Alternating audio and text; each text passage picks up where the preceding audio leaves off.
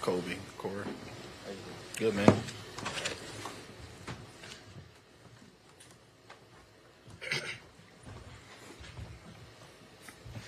All right, we've got South Carolina State University football players Corey Fields and Jacoby Durant. Again, if you raise your hand, we'll pass you a microphone. Please state your name and media affiliation prior to asking a question. Floor is open.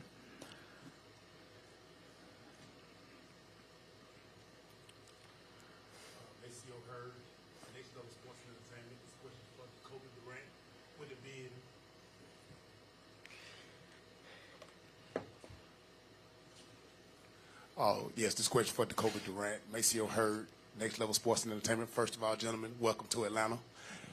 With it being recruiting season, Jacoby, just give everybody a little bit of your story and how you got to this point from walk-on to All-American and Defensive Player of the Year. Pretty much coming out of high school, I went to Lamar High School, small school, population of 900, probably at the most. I was overlooked coming out of high school. Didn't get too much recruitment, no offers, nobody looking at me. I just stayed grounded, talked with a couple people, and just really, I got the opportunity to go to a prep school. It was really like a little downfall for me, a little minor setback, but I stayed grounded. I always knew the coaches at South Carolina State, Coach Pugh, Coach Harrison. My cousins played there, so Coach Harrison gave me an opportunity to come in, and pretty much I set out 2017 season. The day I stepped foot in Coach Pugh's office, I told them they wouldn't regret it, bringing me in and giving me the opportunity to come in. After spring ball, I earned a scholarship, and I ain't never looked back since.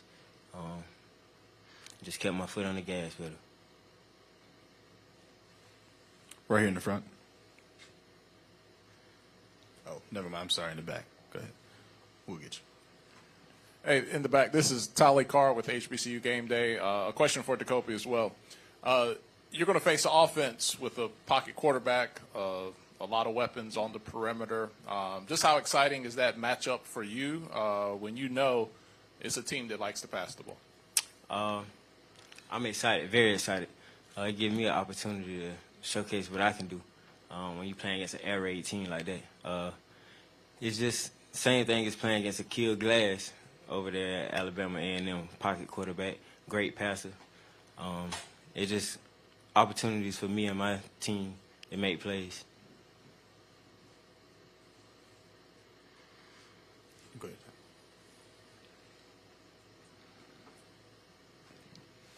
Rick Henry, WSTV, Columbia, South Carolina. Jacoby, coming from a small town like Lamar, what does it mean to you to be able to play in this stadium, in this city, national television, and also just how excited are your family members, all of your friends back in Lamar? It means a lot. Everybody don't get this opportunity from Lamar. Like I said before, a small population, and pretty much a great support system. It's a football town, so me getting this opportunity to play on the big stage, ABC, everybody looking at me, watching, everybody here, it's going to be great. I'm putting on for the town of Lamar. Go ahead in the back. Yes. My name is Dwayne Nash from the HBCU Sports and Hero Sports. This question is directed to Corey. Corey, there's been much made about Jackson State's defense coming into this game and how highly ranked they are nationally in a lot of statistical categories. What are your thoughts on that, facing that defense for the first time this year? Can you repeat that last question? Oh, what are your thoughts on facing that defense for the first time this year? I would have to say it's an exciting thing knowing that they have a top-ranked defense going against them. But besides that, we play against different people who have great styles of defense. FAMU, for example. So we just got to do what we got to do and do our job, and we'll be fine. Wilton Jackson from Sports Illustrated. This question is for both you guys, Jacoby and Corey.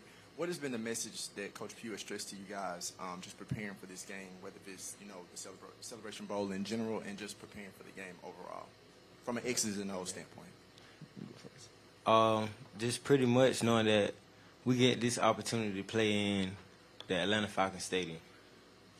Don't be stage fright. You know what I'm saying? Just come in and play. It's another game. It's a bowl game. It's a big game for us. The lights is going to be bright.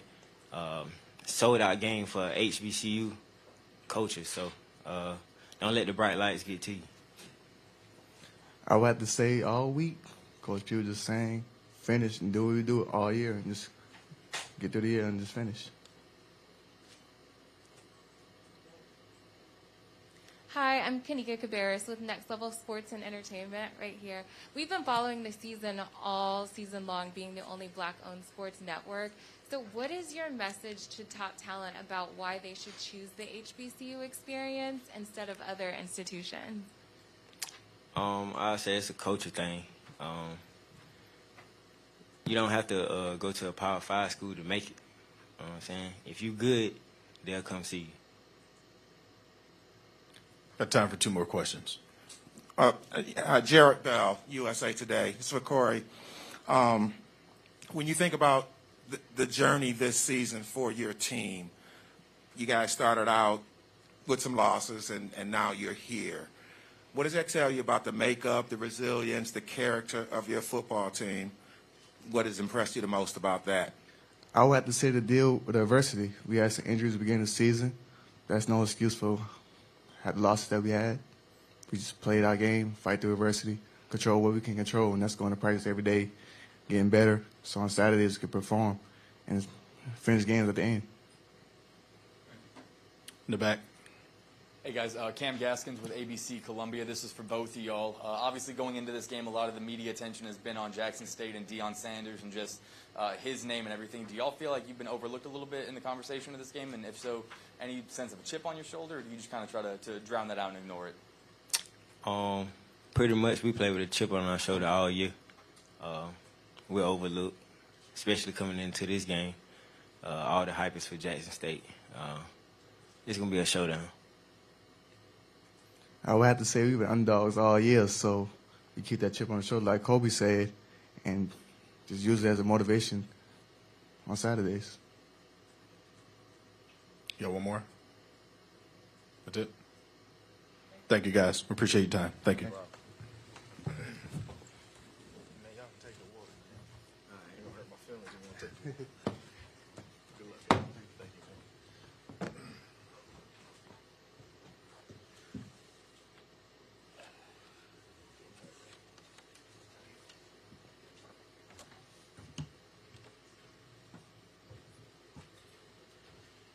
Trying to see if I could get up on the stage with that come deal. I have to put some steps for old man.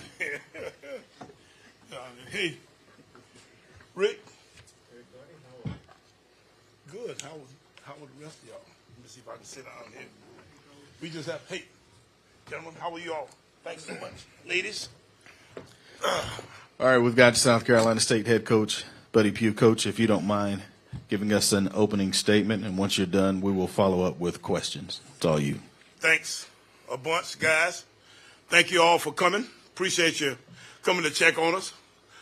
We've been going through a neat week here at the Celebration Bowl. I got to first thank all of the sponsors, all of the operational folks, starting with John Grant. John is the executive director of the Celebration Bowl. John has done a fantastic job of running this thing. I've been involved with other bowl games, and I can tell you that this is as well run as any game I've ever been associated with. The sponsors, starting with John Dwyer from Cricket Wireless, the Coca-Cola folk, the Delta came in there in Columbia, brought all their top-notch people in and flew us in from Columbia to Atlanta. That was a fun little trip. It was kind of fun in a way because, I mean, we bust the Delaware. I mean, so you come back and take the plane to Atlanta. You know, it was truly an exciting kind of opportunity that way. So we've got to thank all of the folk that are involved here with the Celebration Bowl and say that it was truly a pleasure to be a part of this particular fair this way. And we look forward to seeing if we can come out on Saturday and play against these Jackson State Tigers. Everybody knows Jackson's the favorite. We all know that they've got Dion and all of his highfalutinous and all the different kinds of stuff. I was a fan when he was playing for everybody, for two teams. He was playing football, basketball, and baseball, and track and golf and all that kind of stuff at the same time. So the guy, is probably the, I guess maybe top all-around athlete maybe of all times as far as I can remember doing our generation here. So the guy's been fantastic as far as his athleticism and his play and all these different. And then on top of that, then the guy comes in, and makes the coaching game look easy. He's been here for less than a year, and he's won all the top awards. I've been coaching for 45 years and hadn't had, some of these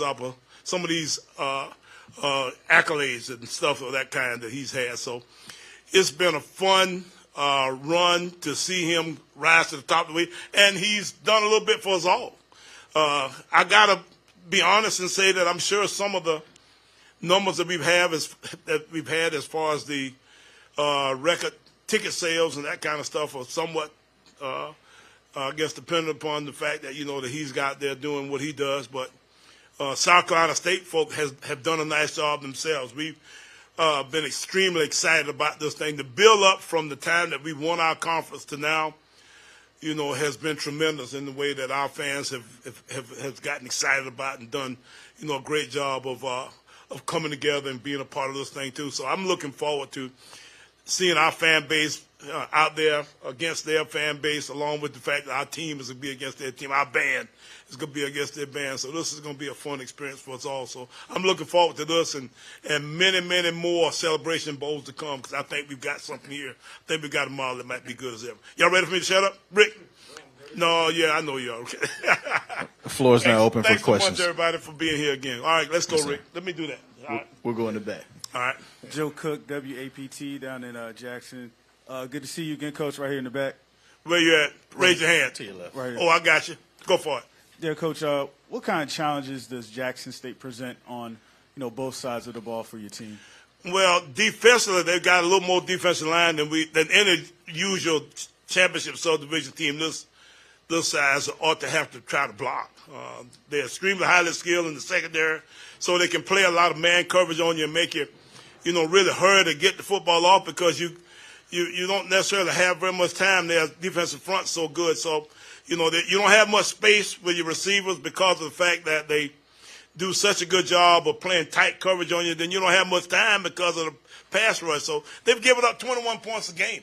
The max points, they've given up is 21 points in a game. So you're talking about a situation where they don't give up any points and they score pretty good. And then on top of that, their defense scores points on you too. So they hurry up and get you a little bit out of your norm, out of your regular, and get you into a point where you get out of your comfort zone, and then they make you do something that's out of character for yourself. So you end up giving up a score, something of that kind.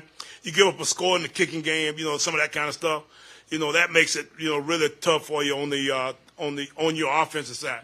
Then defensively, their offense versus our defense, the kid throws the football around. He can make all the throws, and he's got an all-star cast of receivers and skilled guys in general. So, they give you all the different kinds of pressure. They can block you up front on the offensive front, so they can run it. They don't run the ball, any unusual amount, but they can throw the hang out of it. And, you get to the point where, you got to really back off them a little bit because of the fact that they got so much speed on the perimeter, that kind of stuff, that it gives you, a tough time. So that's kind of my breakdown of what, they're about as far as an offensive and a defensive style football team. Coach in the very back standing up. Coach, back here, Matt Vereen, Watch Fox Columbia. Just what does it say about the character of your group, the way the season started at 1-4, to be able to end the season here at the Celebration Bowl? It says that, that they are a tough, hard-nosed, resilient bunch. And I'm as proud of this group as I've been of a team. We were 0-2, 0-1-3, 1-4, something like that. We were down for a long time, fighting our way back, trying to get to 500. Lost the game early. We probably should have won the Alabama A&M game. Did not have the confidence in ourselves at that point to close the deal. And, they got a couple scores on us in a couple of uncharacteristic ways. And then from that point, then we go to Clemson. So, you get a situation there where you get beat up some early in your schedule. You're trying to find yourself back, to even. And, they finally did.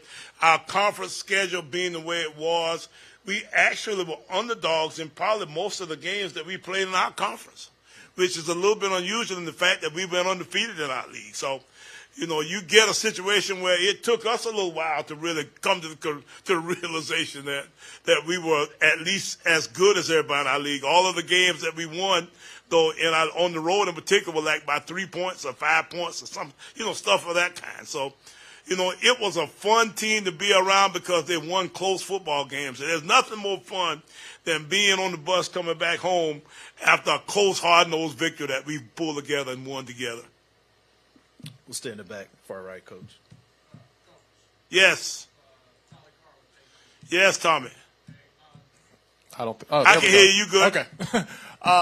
You've been around HBCU football for a very long time. Yes, sir. What was your takeaway with the historic week that HBCUs had with recruiting and early signing day? I think it's more about the end than the beginning. We've had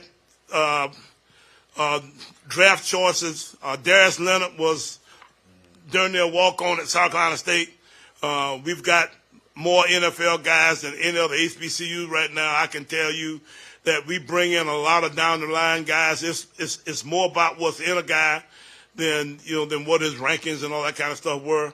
But now at the same time, it is neat to see some of the top guys, pledge their abilities to our schools. And, I'm excited as all get out to see, what happens down the road a piece, if we can continue this momentum. I'm hoping it's the beginning of something in the future that will give us all, a little bit of an opportunity to get involved in that game some. But now it's still a league that's a little bit out of our league, but we do feel like our main ability is developing the down-the-line guys into guys that are just as good as some of these guys will be in 4 years. And that's the pride that we take in our guys and the fact that we think we get a better guy in the end than they had in the beginning. Second row to your right. Hey, Coach, Jared Bell, USA Today. Can you tell us a little bit about the message that you have for your team coming in here, maybe as some of your players said, being overlooked, overshadowed? What do you tell them, and does any of that draw on what you've kind of preached to them throughout the adversity of this season? The proof's in the pudding of what will happen. We'll get a chance after we've gone through the rest of this weekend to decide, whether or not the message, has been good or not. But I can tell you that I believe in keeping things as normal as possible.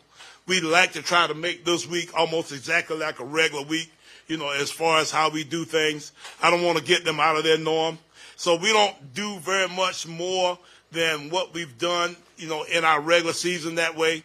So our routine, they want us at the stadium like 3 hours ahead of time. I said, listen, the longer we're there before, the longer we got to mess up before it's time to play. Okay, let's see if we can get there the latest we can. Let's see if we can get in and get dressed, get out and play a little bit. We get up in the morning, we meet a little bit, we eat a little bit, we go play. Okay, and all that kind of stuff I want to be kind of the same as it would be if we had, a regular season ball game. So all of the stuff that we deal with here, hopefully after the day will go away in a way where we'll only be dealing with the regular routine. Second row here. Stan Beckton, NCAA Digital. Coach Pugh, I have a question for you. Yes. With as many all MEAC defensive players you have on your side of the ball, how do you feel that will play to your advantage against a high-powered Jackson State offense? Well, it's not about the individual. It's more about the team. The thing that I like about our football team is we tend to be able to play together in a way that I think kind of makes it all work in a way that's a little bit better than guys playing just as individuals. Jacoby Durant's a heck of a football player, but he wouldn't be very good if some of the other guys around him didn't do their jobs as well. And then we didn't actually work together, with each other to make sure we make a scheme go. So, Jonathan Saxon, our defensive coordinator, is as big a part of that deal as anybody as far as how we actually go about putting our defense together. And our team as a whole is big, that way. So that's why you hear our guys talking about do what they do in a way that's pretty normal and regular, simply because it's more about the connectivity of the group than it is the group individually. Second row, coach, right here. Hi, Kanika Cabarrus with Next Level Sports and Entertainment. Coach Pugh, HBCUs are being seen in a new light this year and even this week going into the game, even more so now than ever. Why would this win mean so much to your program, and how is this new attention affecting the players going into the game?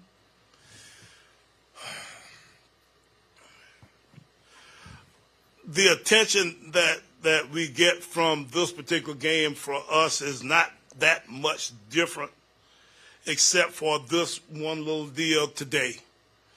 I don't know if it's something that we sort of preach as a program that our guys have to kind of sort of get used to, as they go through life that way. But at the same time, as I said earlier, it's not about the individual and the attention they get. It's about what you do, and how you go about doing it in the end. So, I don't know if I answered your question because I got lost in the whole deal at some point or other, but I can tell you that these guys, have enjoyed it, and the people that come to South Carolina State, I love for people to talk about the fact that they enjoy playing for Buddy Pugh. I do not like for people, I don't want to ever be in a situation where guys say, man, boy, that doggone Buddy Pugh, he was a you-know-what, and I didn't like playing for him, that kind of stuff. So that's what we're trying to make sure that we get to our guys.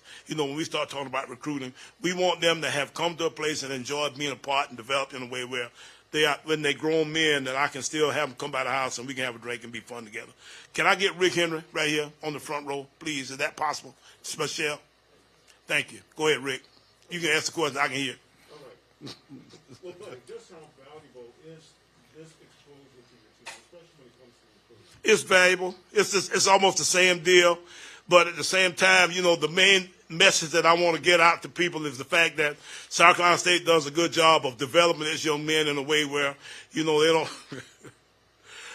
I've been trying to not say this, but we don't wear our hats in business. I mean, we don't do things that some people do in other places. So, we feel like it's important that we do things in a way where our guys can go out and earn livings and do things, on a regular basis. Everybody's not going to have the opportunity to do some of the things that some of our people can, some of our top-notch high-ups can do in life. So, we want to make sure that we give the regular folk in our, program an opportunity to go in and do a nice job of making a living and doing a good job for the rest of their lives. In the back, coach, standing up. Hey, Coach, back here. Cam Gaskins with ABC Columbia. You told us earlier in the week that this team has never played in a stadium like this, has never played in front of a crowd like this. What do you say to them to try to get them ready? I know you had practice yesterday so they could kind of visualize it, but how do you get them prepared for just the moment that's going to be coming tomorrow? Well, a lot of what we'll try to do that way, we'll start with today. We'll bring them in here and give them a chance to kind of walk around a little bit and look around a little bit and do some of the stuff to acclimate in a way that they won't be so starstruck by the process, by the stadium, by the facility tomorrow. But now we played at Clemson. We played last year at the Tampa Bay place. We played at. We've been. Our guys have been all over. So it's not like they're going to be in a situation that's going to be so far out of the norm that that we be just totally starstruck by the affair. So these guys will be okay. We'll get in here, and I've said a million times to our guys, say, we do all the jumping up and down. We do all the hype stuff. We do all the kind of stuff that we do to get ready for a game. And then, boom, they kick it off. In about 1 minute, you hit him, he hits you.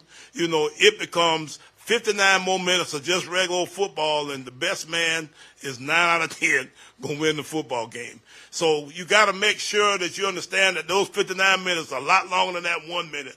So the hype part is going to be a lot shorter than the whether you good enough part. So that's, something that I think will kind of take care of itself, as we get into the game. Got time for one more? Get him right there again. Let me get him right here. Yes. You got Lou, too. All right.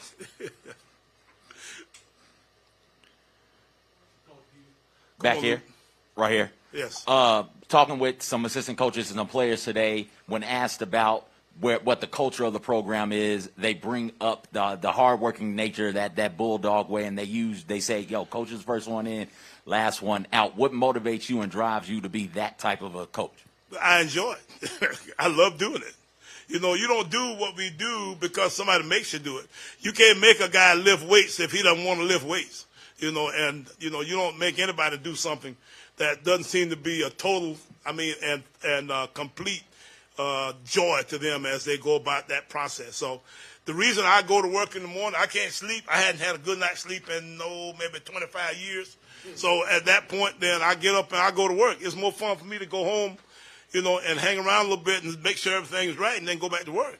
That's just kind of how it works. So you don't have to worry about, you know, my office ever getting cold from from lack of use because, you know, I'm there all the time. That's just kind of the way we do things. I used to be able to play golf until I got hips and knees and all kind of other stuff. Now all that stuff has kind of gotten uncoordinated in a way that I don't like the way the golf ball looks after I hit it. So at that point, you know, I just go on about the fact of finding something else that I can do to entertain myself. Working's one of it. I watch film. I get every NFL tape of every team every week. So I get a chance to see all those guys and what they're doing, the cutting edge stuff they do. So I enjoy watching football. That's what I do. Coach, we got two more. We'll start here with Luke. Luke Williams, coach from the Black College Sports page. Hey, Luke. How you doing, man? Fine. You know, there's a lot of talk this week about this kid signing with Jackson State. I'm going to go back a little bit. This is like a Darius Leonard related question. Do you have anybody on your team you think now that compares with Darius Leonard, who's now the highest paid linebacker in all of the NFL?